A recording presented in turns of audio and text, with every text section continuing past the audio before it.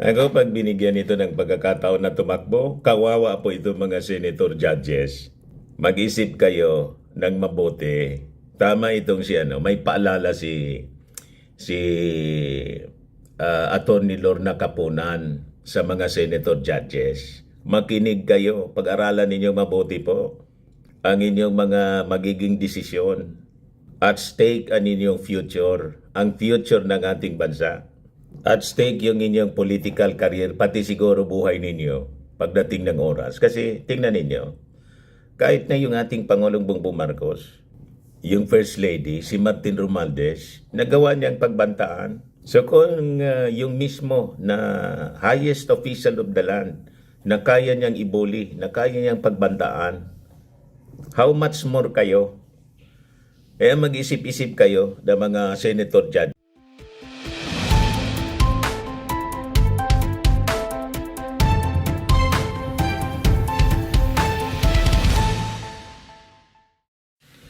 I'm sure mga kababayan, napanood na ninyo yung mga statements ni Sara Duterte. May relasyon sa impeachment trial na kanyang kakaharapin. Talagang may mahilig siguro sa Netflix si Sara Duterte. May pagka-horror. Sabihin ba naman mga kababayan na I want a bloodbath sa impeachment trial. So makikita ninyo po kung gaano ka arugante. This is a full display of arrogance mga kababayan ni Sara Duterte and a clear manifestation ng kanyang mental condition po. Ako pag hindi mga kababayan ito hinold accountable ng ating mga senator judges at sinervive ito mga kababayan ni Sara Duterte. And God forbid, manalo siya sa 2028 elections. Yung mga banta ng kanyang tatay, noong panahon na siya inaaresto mga kababayan, na sinabi ng kanyang tatay, si Digong, kayo anya mga general, mga pulis, tapos anya kayo niyan. So it will be a total revenge mga kababayan. Kaya tama yung yung isang column na sinulat ng isang Marcos loyalist tungkol sa mental condition ni Sara Duterte with her statement na it will be I want a bloodbath in the hearing ng kanyang kaso. Itong articles of impeachment na nakasalang po sa Senado. Iparinig ko muna yung statement ni Sara Duterte mga kababayan na kahindik-hindik. Gustong-gusto niyang sindakin yung ating mga senador. Gustong-gusto niyang sindakin yung ating mga congressmen. Gustong-gusto niyang sindakin ang Marcos administration sa pamamagitan ng kanyang mga statements. Ito po, parinig ko po sa inyo yung report ng 24 oras po ito sa GMA. Sinabihan ko na rin talaga sila, really, I truly want a trial because I want a bloodbath talaga. Hindi raw uurungan ni Vice President Sara Duterte ang nakatakdang impeachment trial sa kanya sa pagpasok ng 20th Congress. Whether guilty man yon or acquittal, I'm already at peace. Pero pinuna ni VP Sara na mali raw na magsimulang magbilang ng boto na wala pang trial. They haven't seen evidence yet. They haven't seen what the prosecutors have. They haven't seen what our defense is. So, parang mali siguro na magbilingan ng boto ng walang trial. Hindi na rin daw nagulat ang bise sa umano'y pagiging kasapi ni na presumptive party list representative Chal Jokno at Leila de Lima sa prosecution team sa impeachment trial. They've been very vocal anti-Duterte since birth. Yes. Since birth daw. Itong si Chel Jokno, mga kababayan, tapos si Leila de Lima, anti-Duterte since birth. Pinanganak pa lang, ibig sabihin, hindi pa sila nasa posisyon. Matanda na rin si Chel. Tapos si Laila de Lima. Wala pa sila sa politika. Anti-Duterte na. Matindi mga kababayan. In fact, wala pa sa mapa si dating Pangulong Rodrigo Duterte to become president. Ay anti-Duterte na talaga si Secretary de Lima. Malayo pa ang 2028 presidential election pero sabi ng bise, binigyan daw siya ng mga taga-suporta ng hanggang December 2026 para magdesisyon kung tatakbo siya o hahanap ng ibang susuportahang kandidato. I have more than a year to really sit down and list down Ako, pag binigyan ito ng pagkakataon na tumakbo, kawawa po ito mga senator judges. Mag-isip kayo ng mabuti. Tama itong may paalala si Attorney Lorna Capunan sa mga senator judges. Makinig kayo, pag-aralan ninyo mabuti po ang inyong mga magiging desisyon. At stake ang inyong future, ang future ng ating bansa. At stake yung inyong political career, pati siguro buhay ninyo pagdating ng oras. Kasi tingnan ninyo, kahit na yung ating Pangulong Bongbong Marcos, yung First Lady, si Martin Romualdez, nagawa niyang pagbantaan. So kung yung mismo na highest official of the land, na kaya niyang ibuli, na kaya niyang pagbantaan, how much more kayo? Kaya mag-isip-isip kayo ng mga senator judges. Halimbawa man, ngayon siguro magbabarkada kayo. What if walang permanenteng friends or enemies sa politics? Yung ating Pangulong Bongbong Marcos nga, di ba? Kasama sa unit team, ngayon po, mortal enemy na po ang trato ng mga Duterte, lalo na ni Sara Duterte. You see, balikan natin yung report ng GMA, mga kababayan.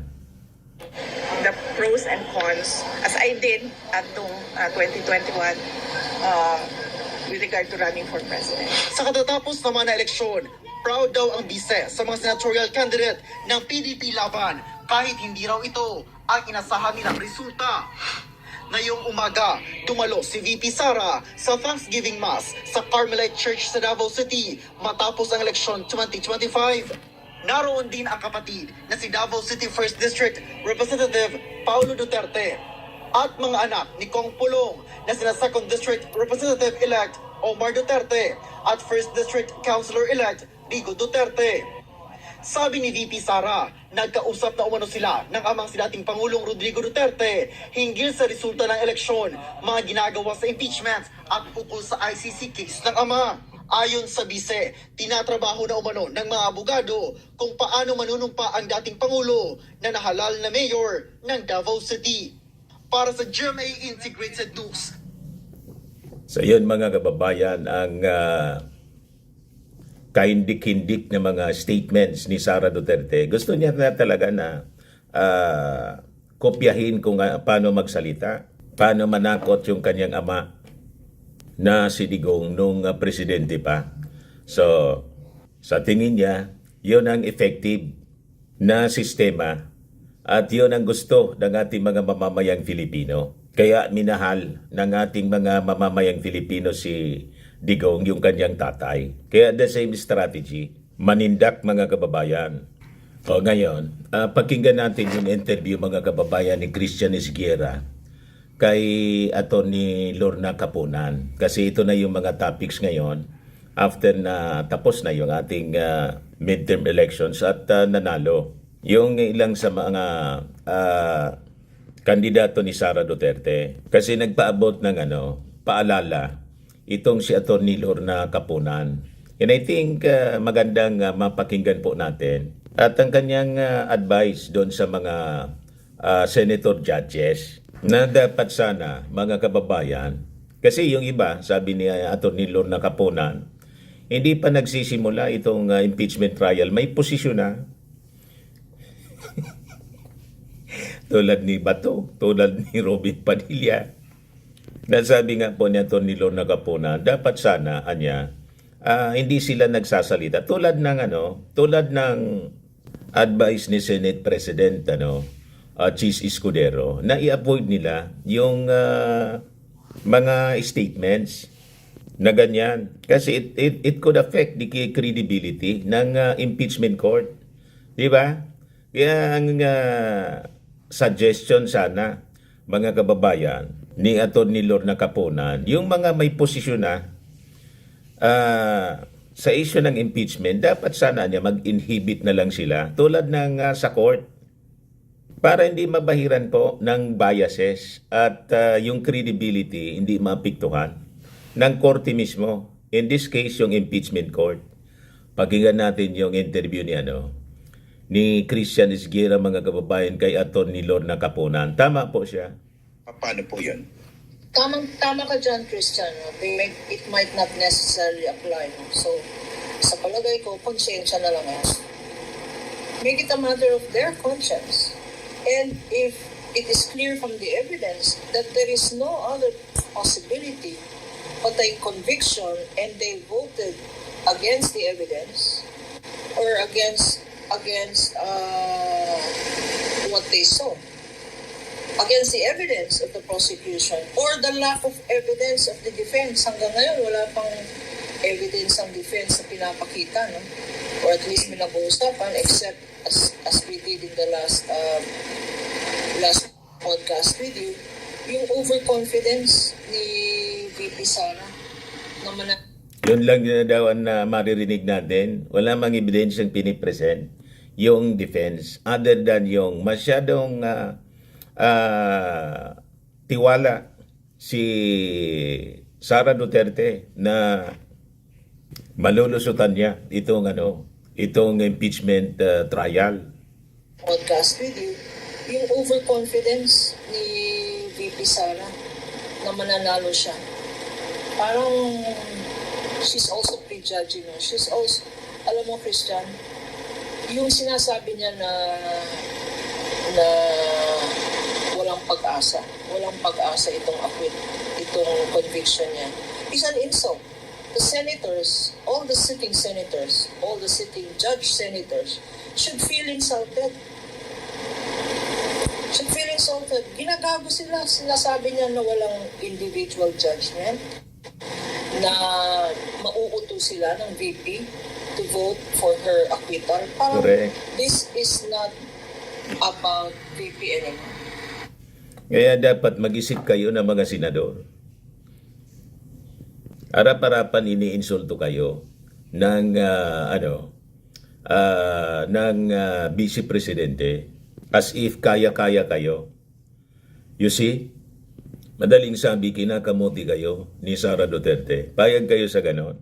At yung ibang mga senador, yung senador mismo, yung Duterte, mga kababayan, malinaw ang kanyang declaration na nanalo sila para iligtas si Sara Duterte. You see? Payag kayo, yung mga dating senador na hindi kasama sa midterm election. Pagkatapos, pag nalusutan niya itong impeachment, di siyempre qualified pa siya na tumakbo sa anumang posisyon. And definitely, tatakbo siya niyan sa pagka-presidente para risbakan yung kanyang mga kaaway. Payag kayo sa ganon? So, ito yung sinasabi, mga kababayan natin. At ito din yung apprehension ni Atty. Lorna Caponan po. Not about VP anymore. This is already a testament to the quality, the integrity, the impartiality of all the sitting judges. So, taong bayan na mag-judge sa kanila. Alalahanin nila na malapit na naman ang eleksyon. 3 years from now, there will be elections. No? And some of the sitting senators who did not run midterm will be running again. Will be running. Yes, because their terms would have had expired. So, sabi nga natin, pag halimbawa, wala tayong nakuha ang hustisya sa ating mga senador, mga senator judges, tayo naman yung huhusga sa kanila. Anyway, tama si Atty. Lorna Caponan. Madali lang naman. After 3 years po, election na naman po. Presidential, vice presidential, senatorial. tayo yung magiging ultimate judge kung paano nila hinandle ito pong impeachment trial laban kay Sara Duterte. Kaya tingin ko tama itong analysis po ng isang Marcos supporter, si TPL3, about the mental condition ni Sara Duterte. Ipakita ko po sa inyo. I-share ko sa inyo yung kanyang mga observations. Sabi ni TPL3 sa kanyang post, I want a bloodbath.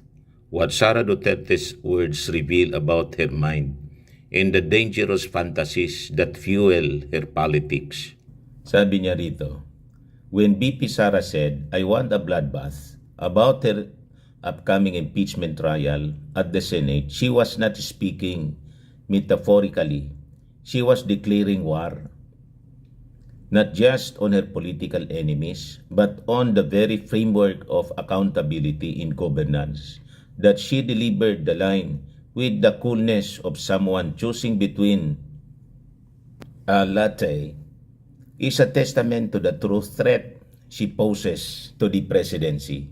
Sabi niya dito, but let's cut through the spectacle and interpret this moment for what it is, a psychological window into a political figure driven less by duty than by grievance, vengeance, and a thirst for dominance. Yan exactly po ang description ng pagkatao. At pinapakita mga kababayan sa mga pananalita po ni Sara Duterte. Kaya dapat mag-isip tayo ng maayos. Especially po yung ating mga senator judges. Kaya sabi po ni TPL3, we must not pretend this is normal. This is not the bow style tough talk. This is the rhetoric of a dangerous mind. One untethered from democratic restraint and allergic to accountability. Sara's impeachment is not a partisan attack. It is a constitutional imperative. The Senate must take up its role not just as senator judges, but as guardians of sanity in public life. Because if we allow this moment to pass unchallenged, we won't just be enabling Sara Duterte, we'll be laying the foundation for the kind of authoritarianism that thrives on bloodlust, not metaphorical, literal. Well said, TPL3. Isa sa mga